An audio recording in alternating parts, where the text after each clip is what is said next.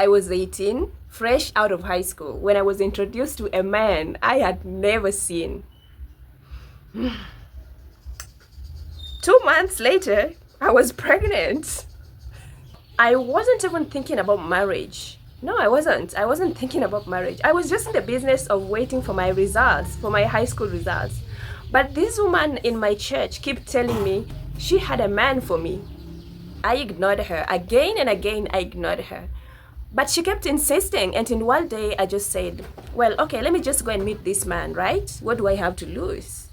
I packed my bag. Actually, I only packed 2 pieces of clothes to go and meet a man that I'd never seen before. He didn't know my face. I didn't know his face. We didn't know the way each of us looked like. The phone I was even using was borrowed from my friend. It was actually a button phone, not even a smartphone. Looking back, it sounds really crazy. Honestly, it sounds so crazy, but that was my life then. When I reached the city where he stayed, he actually called me and told me that I should borrow a phone from someone at the bus station to check him out on Facebook, like just to know how his face looked like. Well, I did that, and eventually he arrived to come and pick me. But guess what? When he came, I didn't like him. He talked too much. I felt like he talked too much for a first impression, and then his neck was a little bit long, Well, no offense. His neck to me was like, okay, dude, that's your neck. But I stayed. Something in me changed. Like, for the first time in my life, I was feeling like I had freedom. I could walk, I could explore, I could interact freely with people, I could breathe. And it felt really good. The city gave me something that I never felt before, the breath of freedom. Because I grew up in a place where my movement was always so much limited, which is, I don't know if it's wrong or right.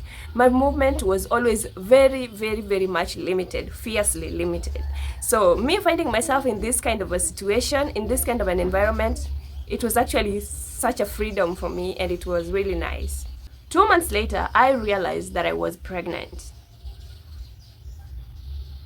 And going back home was no longer an option for me. There was no way I was taking back pregnancy to my guardian, to my grandmother. That wasn't happening. Because she was gonna beat me blue black. Like, she was gonna beat the hell out of me. So, one beautiful day, I decided that I wanted to go and meet him at his workplace. And I actually didn't know the directions to where he worked. So I asked my way around until I reached the place. I didn't know the shock that was waiting for me there. He told me that he was working with the Kenya Marine Fisheries, which is a government institution here in Kenya. So I just asked, and I wanted to go see him. When I reached there, I saw him outside the gate. I saw him in different kind of an attire, saluting the cars that were entering the institution. I was shocked, but I didn't show him the shock, but I was really shocked, considering I never saw him in those clothes. Like, he never carried those clothes home.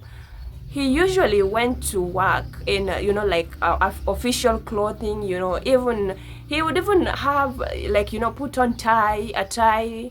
He would put on official shoes. I was shocked, but I never said anything. I zipped.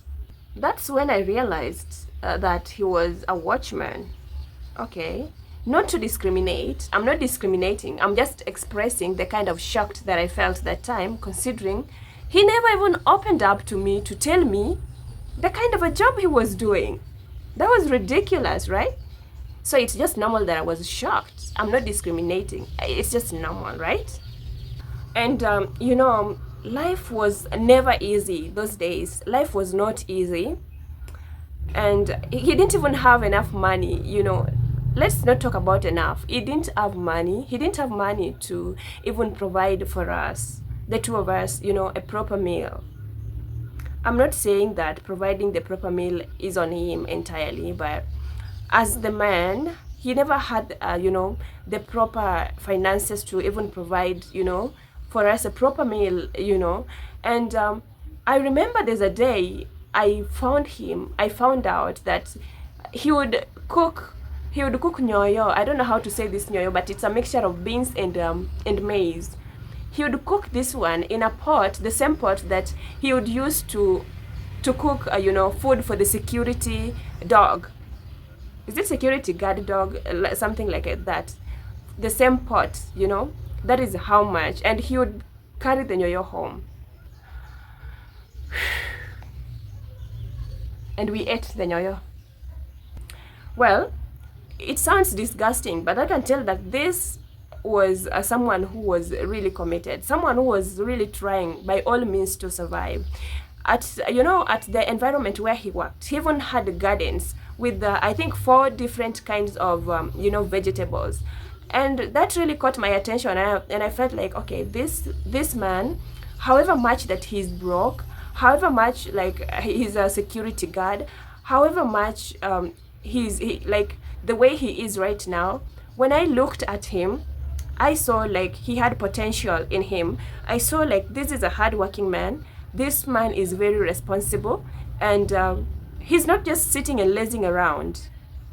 Those qualities really attracted me, so I started getting attracted to him. Even in that situation, the way he was trying. He was very organized. He was always smart. This man was ever clean.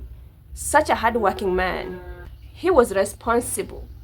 He was doing his best with the little that he had. And slowly by slowly, I started seeing this man differently. What started with pressure became an understanding. And, it all started without love. And slowly by slowly, it's developed into something very real. Today, we are married. Today, we are married officially, like 13 years now in this marriage. And we have 2 kids. We have 2 boys. 2 kids, 2 boys. One is 11 years old, the other one is 4 years old. And the man I didn't like became my husband. Sometimes love doesn't start with feelings. Sometimes it just grows from seeing someone's heart, like in my situation. Honestly speaking, life always doesn't start the way we expect. But sometimes it starts from struggles, but it grows into something beautiful, something very real. And the fact that it's real, it's what makes it really beautiful. If you like these stories, consider subscribing to my channel. Hit the like button, comment down below. Let me ask you a question. Would you have stayed, or you could have left the watchman?